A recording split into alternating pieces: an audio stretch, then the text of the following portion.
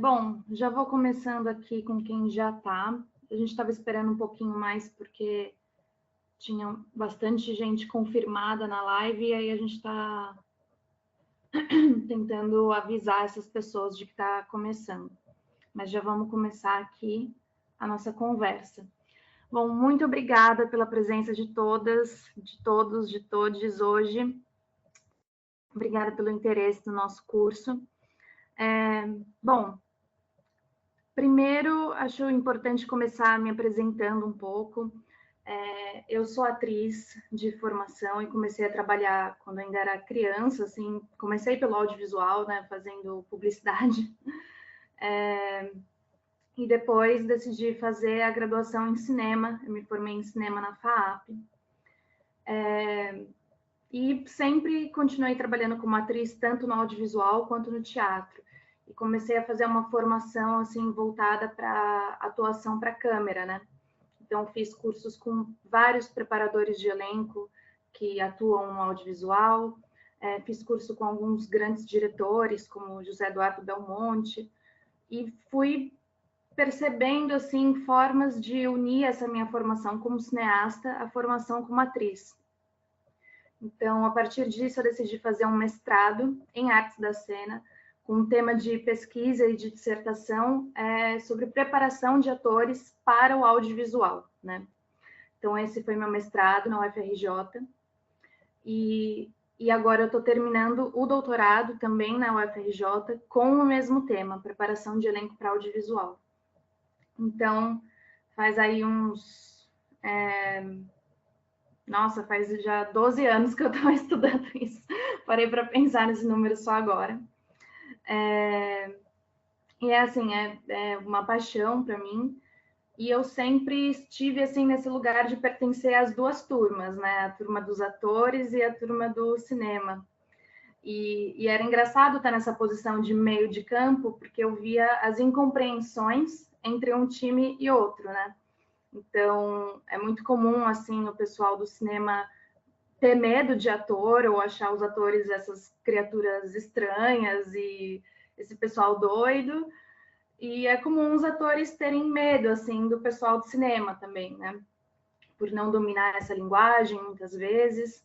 E então eu via essas incompreensões e essa falta de diálogo, essa falta de vocabulário em comum entre essas duas turmas e eu ali no meio. Então foi por isso também que eu decidi fazer o mestrado e o doutorado com esse tema, né?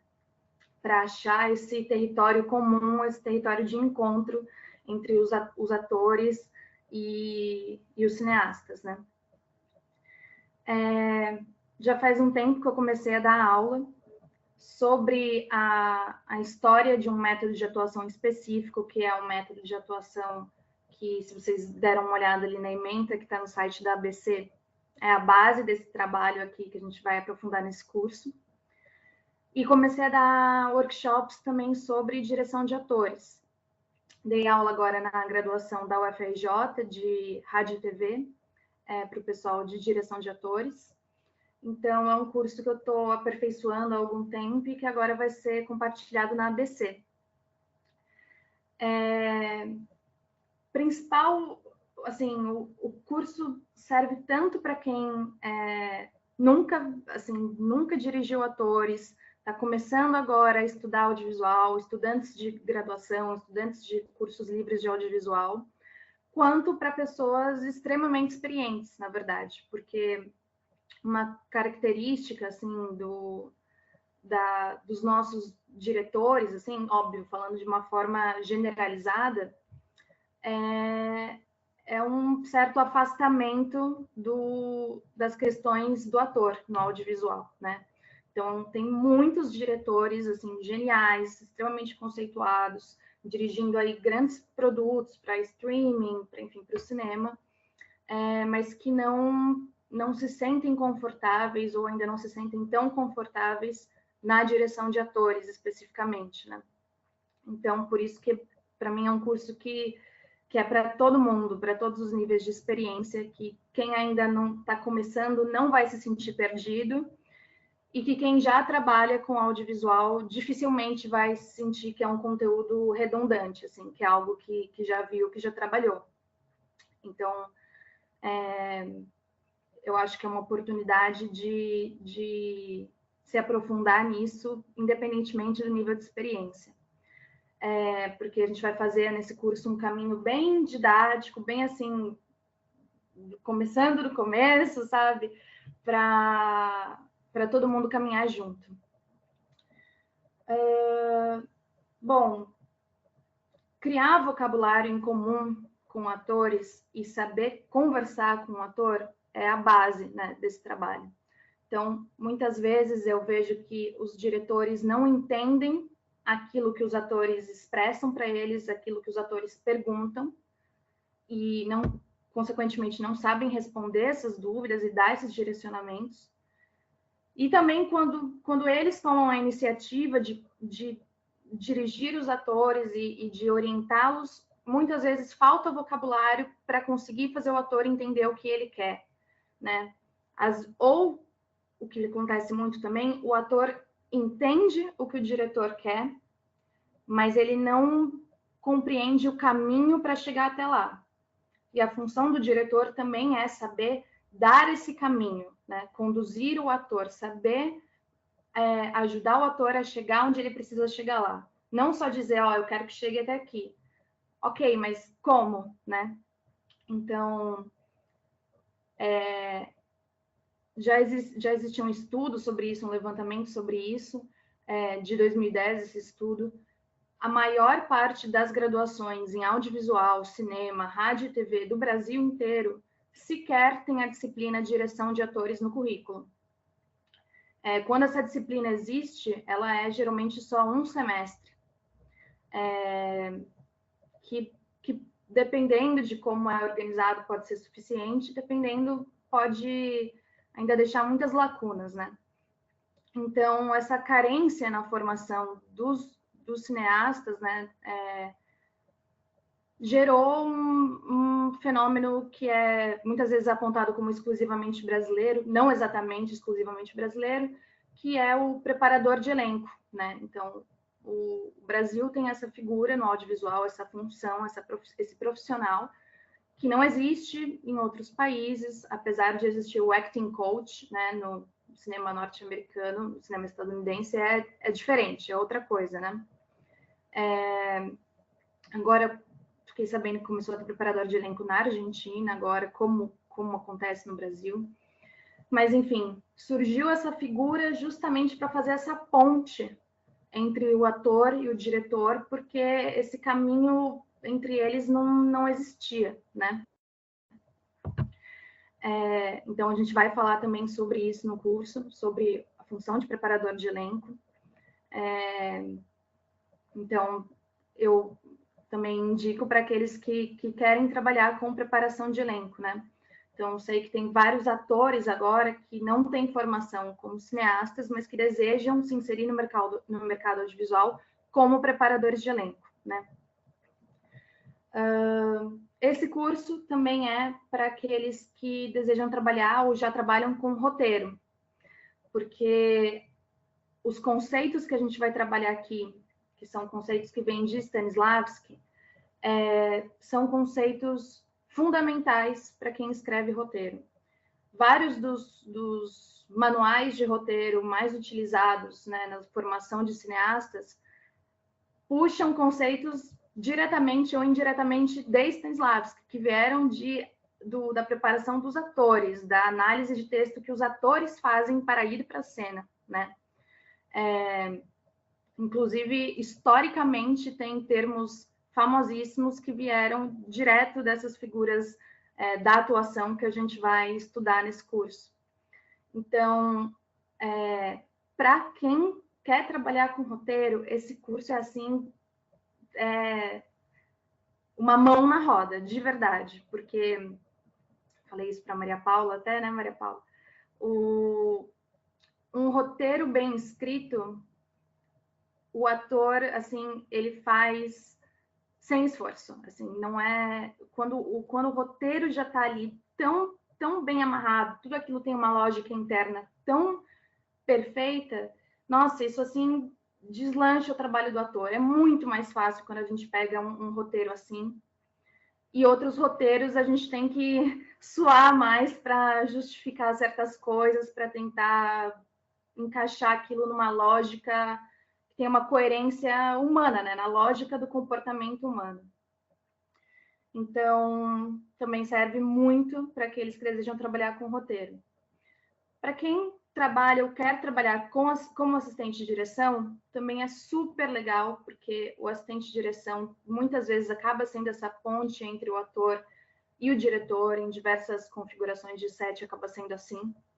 Então, é uma pessoa que está em contato direto ali com o ator e com certeza vai se beneficiar bastante disso, do que a gente vai trabalhar nesse curso. Para todos os outros profissionais do audiovisual, direção de arte, direção de som, continuidade, produção, esse curso também considero super importante, porque a gente vai falar nele de aspectos que todos os profissionais de um set de filmagem precisam saber sobre o trabalho dos atores, né? O que cada função no set pode fazer com relação aos aspectos do seu próprio trabalho para contribuir para o trabalho do ator, para contribuir para que o trabalho do ator flua bem, né? No melhor possível. E eu costumo dizer também que esse curso é para a vida, porque conhecer esses conceitos e como o ator aborda um texto, né? Como ele estuda um texto e como o diretor também tem que abordar um texto, estudar um texto para dirigir o seu ator, vai inevitavelmente assim trabalhar conceitos que é fato, gente, sempre acontece isso, vai reverberar na sua vida, que você vai passar a analisar as situações, assim, os diálogos, as suas discussões, as suas DRs a partir dos mesmos conceitos, entendeu? Então você vai começar assim, mas espera, qual é o objetivo do fulano que está me falando isso agora? O que ele quer? Como, sabe? Então, é algo que realmente abre o seu olhar para muitas situações da sua vida pessoal, assim. Eu acho que tem um ganho muito grande, né? E isso porque a base do trabalho do ator é empatia, né? É a capacidade de compreender o outro, né? De se colocar no lugar do outro. E isso passa tanto por um nível racional, primeiro, né? De compreensão racional disso, das motivações do outro, do porquê o outro se comporta do jeito que se comporta, até esse entendimento dentro de si, né, no seu corpo, com as suas emoções, com o seu físico, né, com a sua voz, com tudo.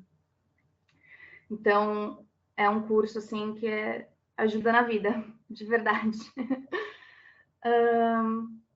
Bom, não sei se todo mundo teve a oportunidade de ver a ementa, mas a gente começa por aulas de um conteúdo mais teórico, né? Que a gente vai falar sobre o percurso histórico de um método específico de atuação, que não é o único, nem o melhor, mas ele é o que se tornou o método hegemônico, né, da linguagem realista, naturalista, do cinema clássico ocidental, claro, né? Tudo que a gente está falando aqui, sempre com esse recorte, enfim, de um cinema ocidental, de um cinema mais comercial. Lembrando que existem muitos cinemas no mundo e diversos outros métodos de atuação igualmente maravilhosos, mas a gente vai se concentrar nessa trajetória não só por ser as técnicas hegemônicas de atuação desse cinema naturalista, do cinema clássico,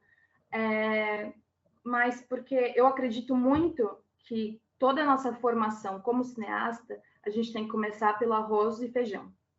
Então, assim, quando a gente vai aprender direção cinematográfica, vai falar sobre decupagem, a gente precisa aprender a não quebrar um eixo, sabe? Entender o que é plano e contraplano e como eu não quebro um eixo. Antes da gente começar a pirar e falar, eu vou quebrar o eixo, eu vou propor essa montagem soviética muito louca, enfim. Então, primeiro a gente parte de uma linguagem mais clássica para depois a gente começar a se experimentar, né? E até, enfim, desenvolver nossas próprias questões, nossa própria assinatura, né, de linguagem. Então, eu acredito nisso, sabe? Em começar pelo arroz e feijão. Então, de certa forma, esse método de atuação que a gente vai explorar aqui, e, consequentemente, esse método de direção de atores, é o arroz com feijão, né? Então, é assim, como eu dirijo atores para fazer uma cena em que eu acredite que aquelas pessoas são aquelas pessoas fazendo aquilo, que existe uma quarta parede, que elas não estão cientes de uma câmera por perto, de que a gente só captou a vida, né? A gente só, de repente, tinha uma câmera ali que ninguém percebeu e essa câmera captou a vida, né? Aqui, para mim, parece que minha imagem está pixelizada. Não sei se para vocês também. Está muito ruim? Está normal? Tá tranquilo aqui. É? Então tá bom. Senão eu ia tentar abrir a porta aqui para melhorar o sinal de internet. Deixa eu ver aqui.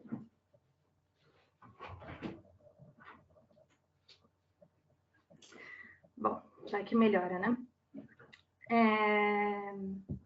Então, esse é um arroz com feijão, né? É da onde a gente parte para depois, se vocês quiserem, desejarem em projetos de vocês, trabalhar com uma linguagem brechtiana, né? Que não sei para quem é familiarizado já com isso, mas, enfim, trabalhar com quebra da quarta parede, com distanciamento, enfim. A gente tem, inclusive, obras comerciais que trabalham com isso, né? Como Fleabag, House of Cards, enfim. Mas a gente vai começar, então, desse método hegemônico de atuação que parte do sistema Stanislavski, né? Stanislavski, o mestre russo, que no final do século XIX começou a desenvolver esse método, então, revolucionário, né? Esse entendimento revolucionário do que era o trabalho do ator no teatro, e que depois, numa trajetória histórica que a gente vai conhecer, chegou aos Estados Unidos e que foi transformado esse sistema, né, por figuras como Lee Strasberg, a Stella Adler, o Sanford Meisner, o Bob Lewis, Elia Kazan. Então, que foi ali, ele foi transformado para o que a gente mais utiliza hoje, de fato, na linguagem cinematográfica, né?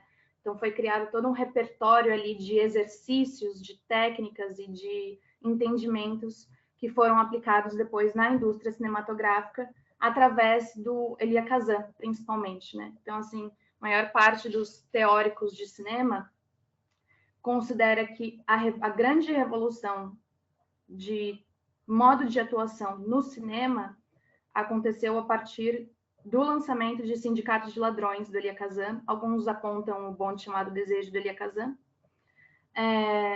E, de fato, a partir dali a gente tem um marco, né, que cada vez mais a atuação cinematográfica foi para essa direção, abandonando uma estética de atuação que até então estava em voga no começo do cinema, né? Nas primeiras décadas do desenvolvimento cinematográfico. Então, muito provavelmente, para aqueles que, não sei, talvez tenham até alguns atores aqui, mas muito provavelmente para aqueles que já dirigiram, que já estiveram com atores em outros cursos, enfim, já devem ter ouvido falar nos nomes, né, nessas figuras que eu trouxe agora, ou já ouviram falar, enfim, no Actors Studio, lá em Nova York, talvez já tenham ouvido falar em Ivana Chubbuck, enfim. Hoje, a formação dos atores brasileiros, a maior parte assim das escolas técnicas, das graduações, parte de Stanislavski, justamente de Stanislavski. Então, essas escolas de formação stanislavskiana estão fornecendo, né, criando esses atores que trabalharão com vocês na carreira de vocês como cineastas. Então, é preciso conhecer qual é o vocabulário, de que matriz esses atores estão partindo, né? De que matriz conceitual esses atores estão partindo. Para além disso, enfim, a maior parte dos atores sabe disso, a formação de ensino técnico, ensino universitário de atores, muitas vezes também tem essa carência de formar atores para a linguagem audiovisual. Então, assim como a gente falou, né, no começo dessa conversa, existem muitas graduações no Brasil que sequer têm a matéria de direção de ator.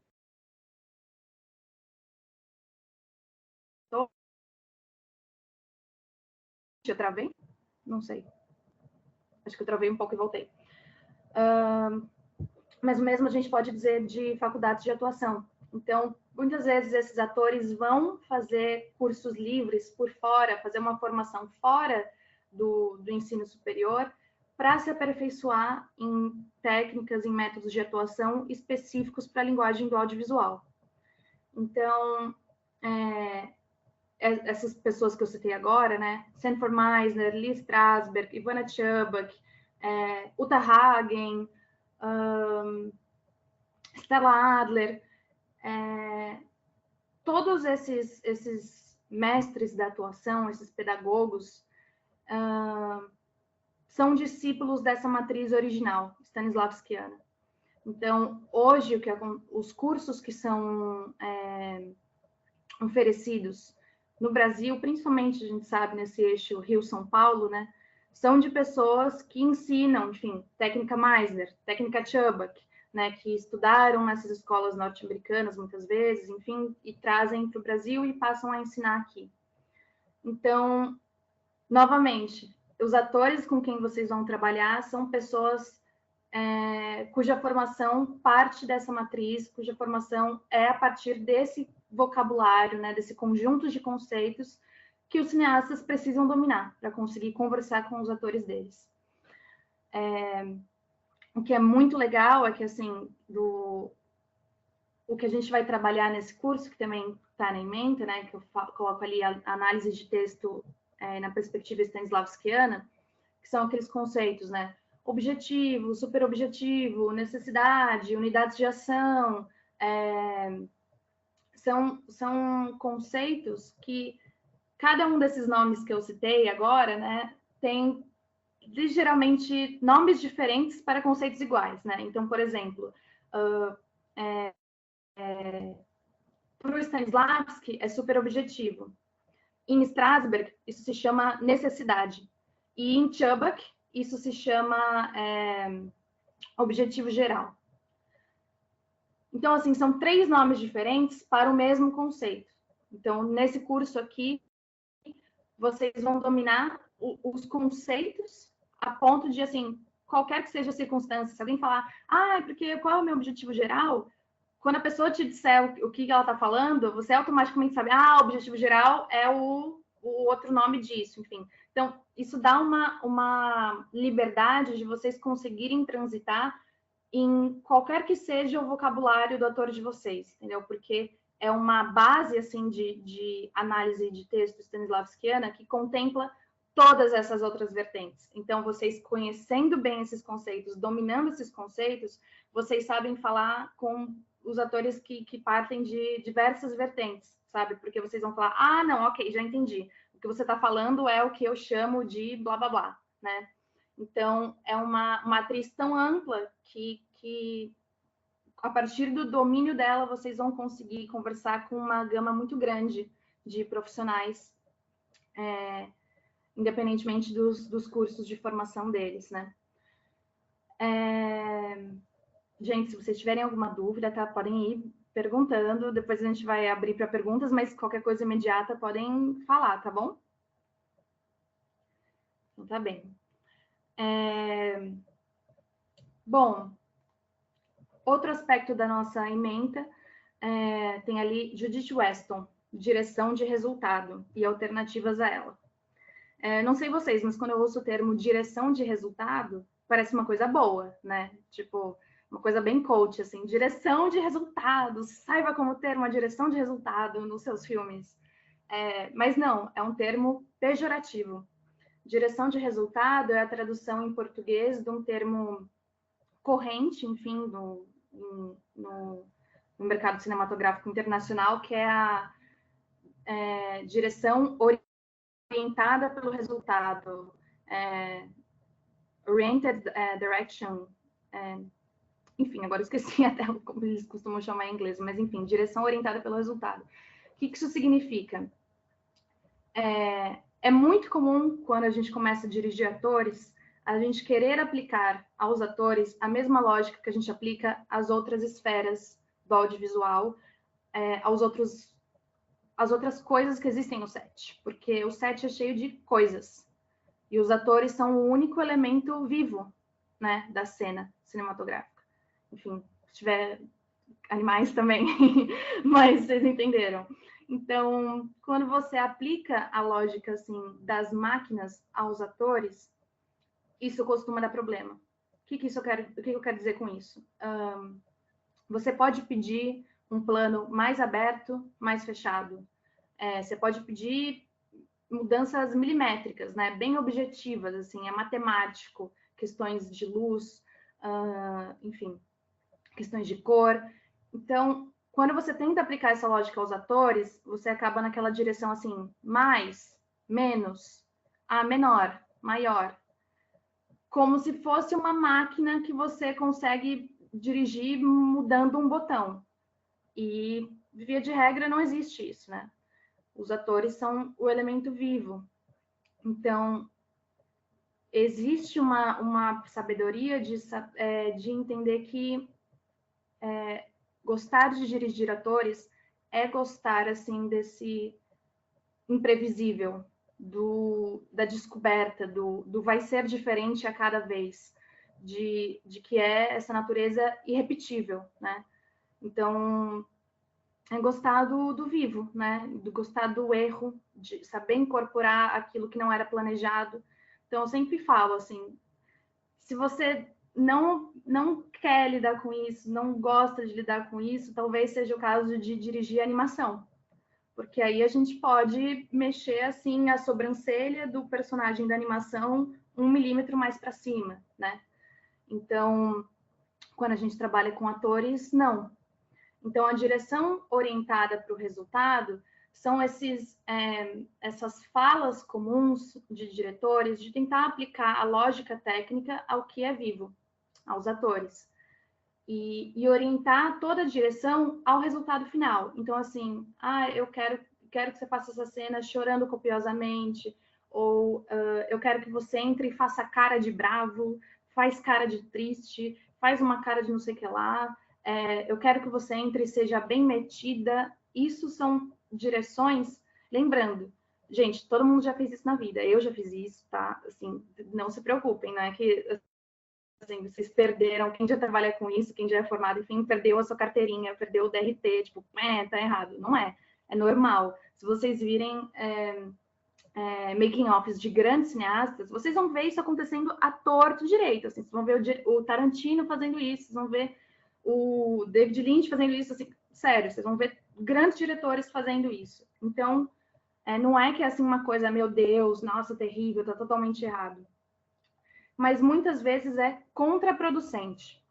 Então, se você dirige seu ator orientando para o resultado, isso muitas vezes significa orientar o ator para a forma, que é o que numa linguagem realista naturalista a gente não busca. A gente não busca a forma de fora.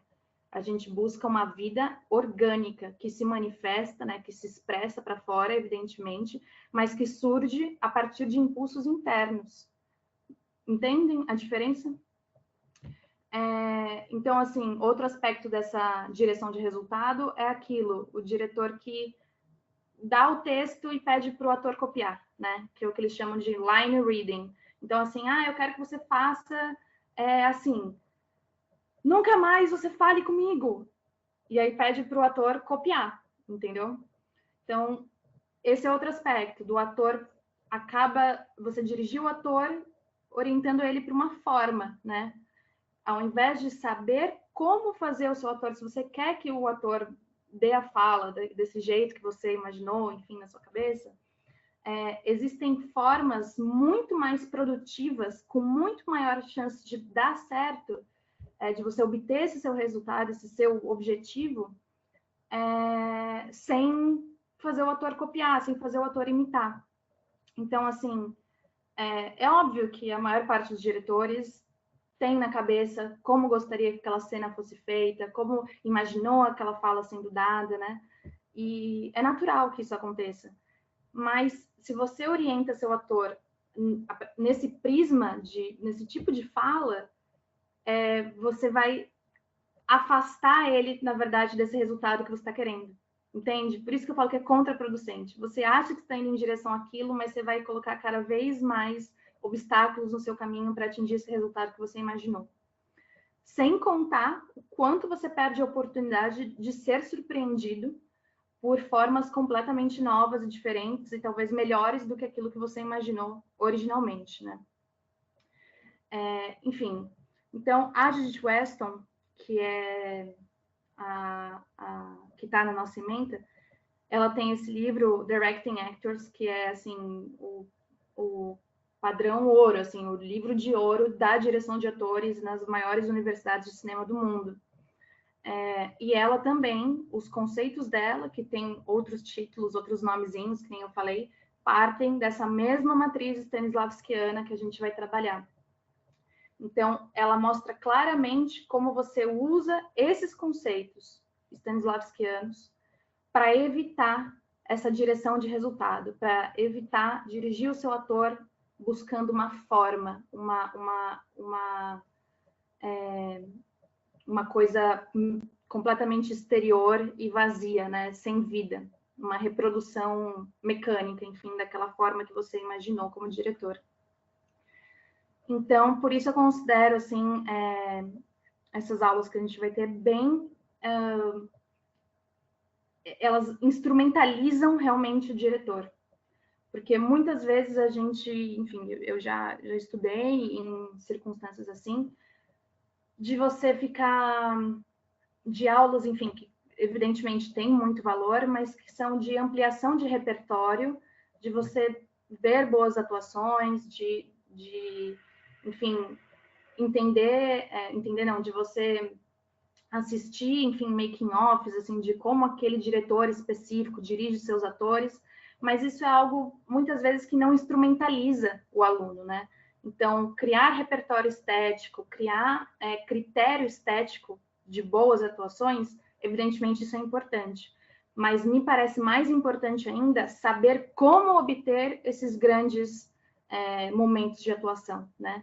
Então, evidentemente, grandes diretores têm seu próprio método, que é uma junção de diferentes, enfim, pessoas que ensinaram esses diretores, de diferentes acontecimentos na carreira desses diretores, né, na experiência deles, que é muito válido conhecer também, né?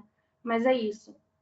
Talvez antes de você escolher suas ferramentas próprias e criar seu próprio modo de dirigir atores, que pode ser um modo completamente fora da curva, eu considero mais importante dominar esse conjunto de ferramentas básicas, porque é isso. Muitas vezes também você não tem como impor para o seu ator o seu conjunto de ferramentas.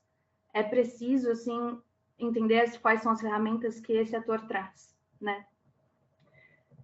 Evidentemente, ao longo da carreira, você pode selecionar já atores e preferir trabalhar com atores que têm um repertório com maior afinidade com o seu, né? Isso acontece muito no mercado. Mas até esse momento de carreira, até esse patamar, talvez seja muito mais proveitoso, até para vocês conhecerem, né, e explorarem o que faz mais sentido para vocês, quais ferramentas cabem melhor para vocês conhecerem esse conjunto, né? Que a gente vai trabalhar nas nossas aulas. Nessa mesma aula da Judith Weston, no livro dela, ela traz coisas que eu considero assim, da linha do o óbvio precisa ser dito, sabe? Porque muitas vezes o óbvio não é dito e aí a gente vê que o óbvio não acontece no set de filmagem. Então, assim, grandes sets mesmo cometem erros básicos no que é a criação de um ambiente seguro para os atores, do que é a criação de um ambiente propício para os atores desempenharem o melhor que eles conseguem desempenhar, né? E isso acontece, assim, realmente em grandes produções, e são bobagens, sabe? Que às vezes eu acho que é isso. Falta, às vezes, o óbvio ser dito, o óbvio ser reforçado com relação a condutas básicas de como todos os profissionais de um set devem se comportar em relação ao trabalho do ator, né? E isso faz uma diferença, mas uma diferença, eu juro. Se você entende essas coisas básicas, assim, de como criar um bom ambiente, ponto. Mesmo se você não dominasse nada de tudo isso que a gente acabou de falar, desse vocabulário, dessa caixinha de ferramentas para você falar com o ator, só de você criar um set nessas condições, digamos, de temperatura ideal, né? A diferença na qualidade de atuação que você vai ter no final, em mãos, quando você pegar esse material bruto filmado, nossa, é muito, mas muito, muito grande. Então, às vezes eu vejo em sets profissionais, assim, é triste mesmo, sabe? Como bobagens acabam prejudicando, enfim, e cenas importantes você vai acabar com um material muito aquém daquilo que aquele elenco poderia te dar, sabe? Então, eu estou falando de bobagens, entre aspas, do tipo, o ator está prestes a fazer uma cena, assim, extremamente intensa, né, de muita carga emocional, e aparece uma produtora gritando assim, 5 minutos para almoço! Tipo, não sei o quanto isso para vocês parece errado, ou o quanto vocês acham que isso influencia no trabalho de um ator, mas muito. Porque esse ator, ele vai entrar, depois que ele ouviu a ação, ele vai saber, putz, o pessoal está por mim. Eu tenho 5 minutos para acertar, eu preciso acertar no primeiro take. E ele vai entrar em cena pressionado, número 1, a acertar, né? O que já é um conceito que já estamos partindo de uma coisa errada, né? E toda a atenção dele vai estar no lugar errado. Ele não vai estar com a atenção nas circunstâncias daquela cena, né? As circunstâncias imaginárias, né? Daquela cena, na realidade daquela cena. Não vai estar concentrado, se ele está fazendo a cena com outra pessoa, no parceiro de cena dele. O pensamento dele, a atenção dele vai estar em 5 minutos para almoço. Preciso acertar, agora. Então, assim, literalmente, assim, 5 palavras de uma produtora que passou e gritou isso podem fazer você perder muito a qualidade, talvez, de uma das mais importantes cenas do seu roteiro. E entende que é uma bobagem? Então, e é óbvio, para mim parece absurdamente óbvio, mas assim, é uma coisa que se repete tanto, com tamanha frequência, e eu tô falando assim, em sets assim, da Fox, sabe? Que eu falo, não é possível, isso não está sendo falado, porque isso acontece o tempo todo e em diferentes instâncias, né? Então, diretor que dá orientação sentado ali na casinha, né, no vídeo assiste, ao invés de ir até o ator e falar com o ator ali do lado dele, no pé do ouvido dele, se for necessário, dando privacidade também para o ator colocar quais são as necessidades dele, olha, não estou conseguindo isso, ou isso está me atrapalhando, enfim. Outra coisa que a Judith Weston fala bastante, né, no livro dela, que é uma coisa aparentemente óbvia, mas as pessoas esquecem quando estão no set de filmagem, os diretores esquecem. Então, assim, eu considero essa aula muito, assim, talvez a mais importante de todas, sabe? Porque se você não dominasse nenhuma técnica, não dominasse nada de vocabulário, de atuação, mas dominasse, tivesse um olhar, assim, bem afiado, sabe? A sensibilidade bem afiada para essas questões, putz, o trabalho vai fluir muito melhor, os resultados que você vai atingir serão muito melhores, né? Porque é isso, às vezes você contrata o melhor ator do mundo, a produção de elenco é maravilhosa, mas esses pequenos errinhos, né, esses percalços, podem atrapalhar mesmo um ator muito experiente, mesmo um ator, assim, com talentosíssimo, né, enfim, e muito preparado para aquela cena. E essa, muitas vezes, assim, quando vocês verem entrevistas, assim, de grandes atores falando sobre diretores com quem eles gostam de trabalhar, geralmente eles estão falando dos diretores que têm essa sensibilidade. É isso que os atores consideram um grande diferencial dos diretores com quem eles gostam de trabalhar, dos diretores que eles consideram que entendem o que é o trabalho do ator, sabe? Que entendem que o ator, que os atores são as pessoas mais vulneráveis no set de filmagem. Porque você pode dirigir um curta, dirigir um filme e você assinar com um pseudônimo. Ninguém nunca vai saber que foi você que dirigiu. Então, assim, não gostei desse filme. Então, o Francisco, ao invés de assinar como Francisco, vai assinar como João da Silva. E ninguém vai saber que foi o Francisco. Agora, os atores, a cara deles está lá. Todo mundo vai saber. Quando as pessoas saírem da sala de cinema, ali da pré-estreia, eles vão comentar sobre aqueles atores. E eles vão reconhecer, se aqueles atores estiverem ali na sala, eles vão reconhecer esses atores. E o Francisco, que assinou como João, pode passar como apenas mais uma pessoa que fez o filme. Tipo, ele pode estar ali do lado, nossa, esse filme ficou ruim, né? Ficou ruim. Mas os atores não têm como escapar, entendeu? É a cara deles, é o corpo deles, é a voz deles, é o emocional deles que está ali em jogo, sendo disponibilizado. Então, é uma outra... É uma camada, assim, que muitas vezes os profissionais do set não se atentam, sabe? Não tem essa sensibilidade de entender que os atores estão ali mais na reta do que todo mundo, sabe? Então, geralmente, quando grandes atores elogiam diretores, eles estão elogiando esses diretores que têm essa sensibilidade, que deveria ser um mínimo, né? Deveria ser de praxe. Mas a verdade é que não é. A verdade é que isso é bastante raro no mercado audiovisual.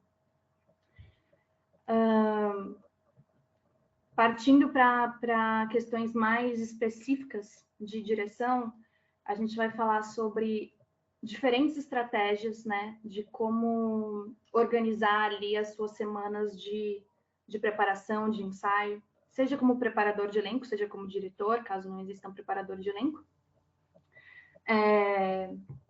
Então, a gente vai trabalhar estratégias de ensaio, de leitura de mesa, quais exercícios você pode fazer para criar relação entre pessoas de um elenco, né? Então, assim, pessoas que acabaram de se conhecer e que vão, dali a uma semana, ter que fazer um casal que já está há 5 anos juntos, que já está pensando em terminar, né? Ou que está há 30 anos juntos, ou fazer, enfim, pai e mãe. Como criar essas relações, né? Fazer que imprima uma intimidade entre aquelas pessoas, né, na tela. Estratégias de como chegar até as cenas, né, levantar as cenas, partindo de improvisação, ou partindo da própria leitura, da análise de texto que a gente já vai ter trabalhado. Essas estratégias, elas são muito úteis para a produção de elenco, então, são estratégias que vocês também podem aplicar num teste de elenco, né? Então, a gente vai falar sobre isso também. Então, assim,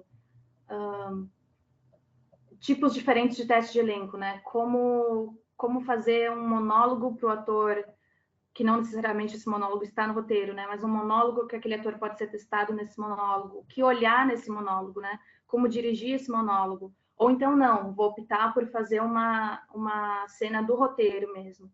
Então, o que observar nessa cena? Como dirigir essa cena? O que você tem que estar atento para entender se aquele ator é o ator para o personagem ou não. Fazer entrevista com o ator-personagem, sabe? Esse tipo de dinâmica. E a gente vai ver algumas possibilidades, mas eu acredito que, assim, elas vão abrir muito a cabeça de vocês, para vocês, a cada trabalho, né? Porque cada roteiro é um roteiro, cada roteiro tem necessidades específicas e completamente diferentes, né?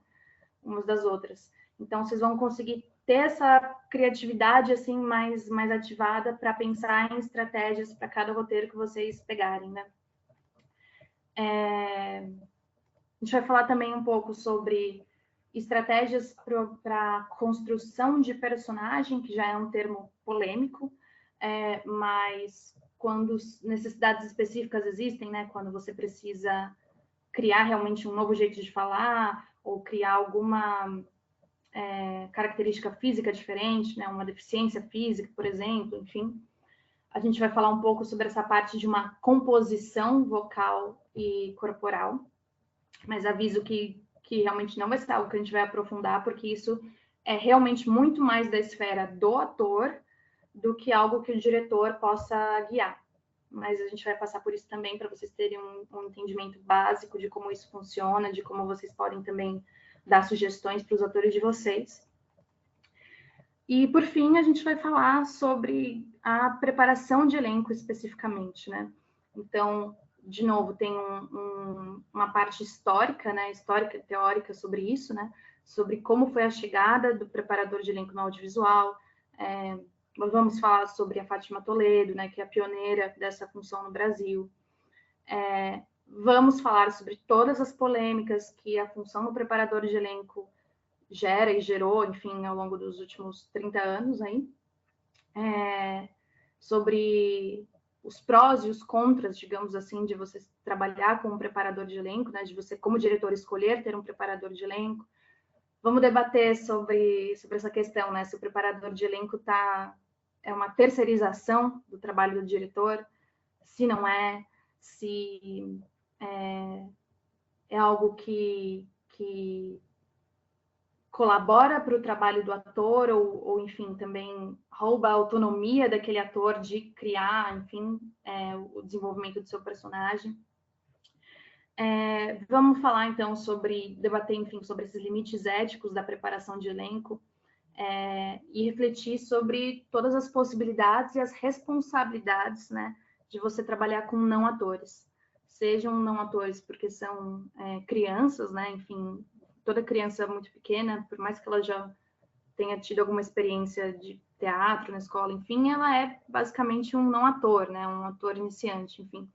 Então, a gente vai falar sobre essas questões, mas principalmente sobre trabalhar com não atores quando a gente fala de pessoas com algum grau de vulnerabilidade social, né? Então, porque isso, inevitavelmente, passa muito pela história da função de preparação de elenco no cinema, né? Enfim, que começou ali com o Pichote, em 1981, do Hector Babenco, com o elenco das crianças, né? E que eram crianças em situação de vulnerabilidade social. Depois ali com Cidade de Deus, na mesma situação. Enfim, então, são aspectos que perpassam muito essa discussão sobre o preparador de elenco. E eu acho importante vocês conhecerem, assim,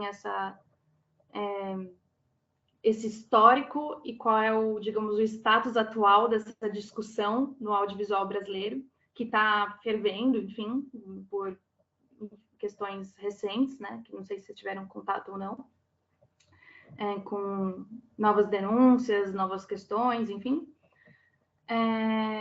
E que eu acho importante, quem quer trabalhar com atores, conhecer a fundo esse panorama, inclusive para tomar decisões mais conscientes, né? Fazer escolhas conscientes sobre como vocês querem trabalhar. Se vocês desejam trabalhar com preparador, sem preparador, em conjunto com o preparador, se vocês desejam trabalhar com não atores, se vocês desejam trabalhar só com atores profissionais, já com formação de ator, enfim. Então, eu considero que é algo importantíssimo, sabe? Vocês estarem a par dessa discussão, né? E também, nesse momento, a gente vai falar, claro, de, enfim, desmistificar essa função, porque é uma coisa muito mistificada, né? Assim, parece que é uma sala secreta, né? Um culto, assim, o que acontece dentro da sala de ensaio, a portas fechadas, de uma preparação de elenco. A gente vai desmistificar também um pouco isso, né? Enfim, falar um pouco sobre qual é o tipo de exercício que acontece tipicamente em preparações de elenco. Como eu falei, estudei com vários preparadores de elenco, vários, assim, têm métodos completamente diferentes uns dos outros, mas entender, assim, qual é a base, assim, a natureza dos exercícios, das práticas que acontecem numa sala de preparação de elenco, né? Que é algo que dá para a gente deixar de uma forma mais abrangente, né? Bom, pessoal, acho que acabamos a ementa. Então, se quiserem fazer perguntas, esse é o momento.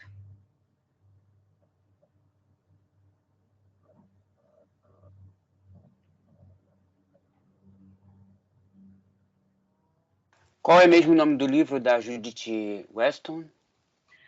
Directing Actors. Infelizmente, não tem uma versão em português.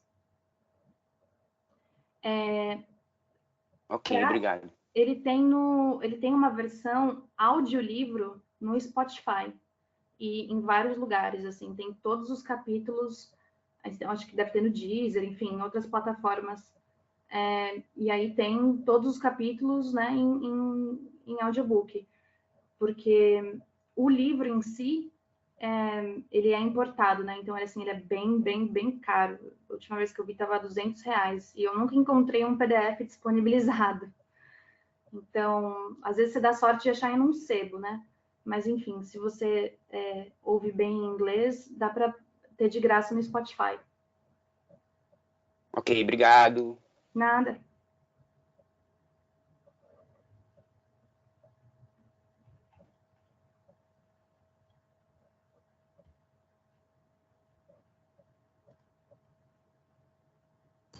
Eu tenho uma pergunta parecida, Giovana. Se você pode passar para a gente uma bibliografia que seria interessante a gente ler depois do curso para se aprofundar. Sim, durante o curso eu vou passar alguns textos para vocês lerem,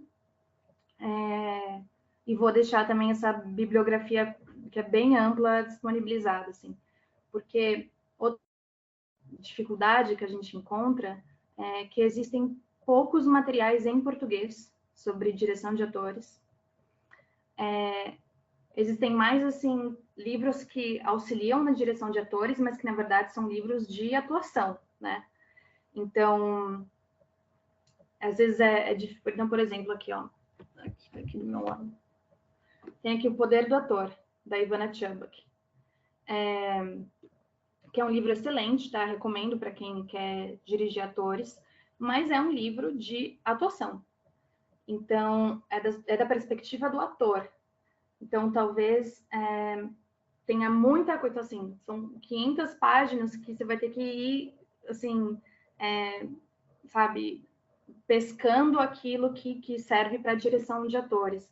Então, assim, o livro do Lee Strasberg, Um Sonho de Paixão, mesma coisa, mesma situação. Método ou Loucura, do Bob Lewis, mesma situação. Então, são livros, na verdade, para atores, que tratam, enfim, desse método de atuação que eu proponho aqui no curso. Mas que é isso, você vai ter que, enfim, navegar ali até achar coisas realmente mais voltadas para a direção de atores, né? Orientações mais para a direção de atores. O meu mestrado já é publicado, né? Então, se vocês jogarem no Google o Giovana Siqueira, Preparação de Elenco no Brasil, a influência da tradição stanislavskiana no audiovisual contemporâneo. Enfim, se vocês jogarem assim mais ou menos isso no Google, vocês vão achar, dá para baixar em PDF. Lá, o meu exercício foi justamente esse, fazer uma tradução de um material muito amplo, de muitos livros de atuação, para ser algo, assim, mais instrumental, né? Para quem... Eu falava sempre isso, sabe? Eu queria que, quando os ETs chegarem daqui a 200 anos, eles achem esse mestrado, abram e falem, sei como dirigir um ator, sabe? Aqui está o manual, digamos assim. Embora, enfim, é polêmico também, né? De chamar algo de um manual, né? Para uma coisa que é uma arte tão subjetiva. Mas, enfim, foi esse esforço de reunir e organizar didaticamente esses conceitos. Então, sem querer puxar saco, eu digo, leiam lá o mestrado. Enfim, ano que vem sai o doutorado também, que aí vai estar mais completo. Mas lá está bem, digamos assim, mastigado, né? Poderia dizer assim. Que é também como vai estar como planejamento desse curso, sabe? Para ser algo assim, esse termo às vezes é meio pejorativo, né? Mas para ser algo mastigado. Então, para vocês realmente se apropriarem dessas ferramentas, né? E não sei se alguém ia perguntar isso ou não, mas assim, saio capaz de dirigir um ator depois desse curso que é tão curto? Sim, eu digo sem medo. Sim, você sai. Obviamente, nada substitui a experiência prática, você errar e aprender e fazer melhor no próximo projeto. Aliás, essa é uma das coisas mais importantes da formação de cinema. É a gente, assim, depois que acabar um filme, abre um caderninho e faz uma lista. Tudo que deu errado, todas as cagadas que eu fiz ou que, enfim, alguém da equipe fez. Porque é com isso que você vai aprender e isso não vai acontecer no seu próximo filme. Então, assim, você vai aprender a prever problemas cada vez mais, sabe? Enfim, eu era assistente de direção, né? Eu me formei como assistente de direção e era o que eu exercia. E eu acho que, como assistente de direção, quando você faz ali a análise técnica do filme e a análise técnica do plano, a maior habilidade de um assistente de direção é a capacidade de prever problemas, sabe? De ver tudo que, assim, sabe, assim, ver, tipo, mil anos à frente, sabe? É ter essa visão lá no horizonte de tudo que pode dar errado no caminho, para você estar preparado para tudo isso, né? Ter o plano A, B, C, D e E para cada aspecto, né? Então, era sempre algo que eu fazia, sabe? A cada filme que terminava, eu falava quais são os erros que eu cometi aqui e eu já não cometia eles no próximo, sabe? Então, eu já estava muito preparada para essas circunstâncias completamente absurdas, assim, que às vezes acontecem, né, num filme, já estava preparada para eles, né? Então, enfim, nada substitui essa experiência prática, né, dos erros e acertos. Então, quando vocês forem dirigindo atores e também recebendo o que esses atores vão trazer para vocês, e todos os atores trazem muitas coisas, mesmo uma pessoa que está assim no primeiro trabalho, o não ator, né? E o ator mais famoso, mais profissional, mais experiente, todos trazem ensinamentos muito diferentes. Então, óbvio que nada vai substituir isso, e que é natural que vocês ainda, por muito tempo, sintam inseguranças, né? Lidando com atores. Normal. Mas com esse curso, vocês saem com uma caixa de ferramentas muito boa, muito completa, para dirigir atores em diferentes tipos de roteiro, sempre que tenha uma linguagem realista, assim. Então, mesmo que for uma farsa, sabe? Uma ficção científica, não sei, enfim, uma linguagem muito diferentona, se você busca ver a vida ali acontecendo, esses conceitos, essas ferramentas que a gente vai trabalhar vão atender às necessidades de vocês, sabe? Em qualquer tipo de roteiro. Então, e principalmente também aquilo que eu falei, né? Aquelas questões que são muito óbvias, mas que às vezes falta a gente ter esse insight, né? Essa sensibilidade, elas vão mudar a vida de vocês no set, sabe? Mudar a natureza do comportamento de vocês no set. Vocês nunca mais vão entrar num set com o mesmo olhar. Então, assim, quando vocês participarem de sets de colegas, vocês vão ver, isso aí não tá legal, isso aí acho que não vai dar certo, sabe? Vocês não vão entrar num set da mesma maneira de novo.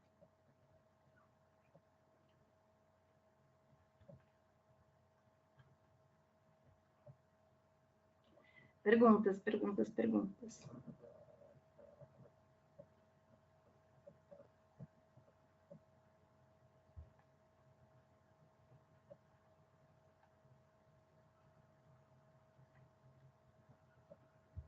Quem tem mais alguma pergunta para a Giovana? Não, acho que a gente pode encerrar por aqui, né, Giovana? Pode ser. Se vocês depois tiverem lembrarem de alguma coisa, também podem falar comigo lá no Instagram, mandar mensagem, que eu respondo tudo que vocês precisarem.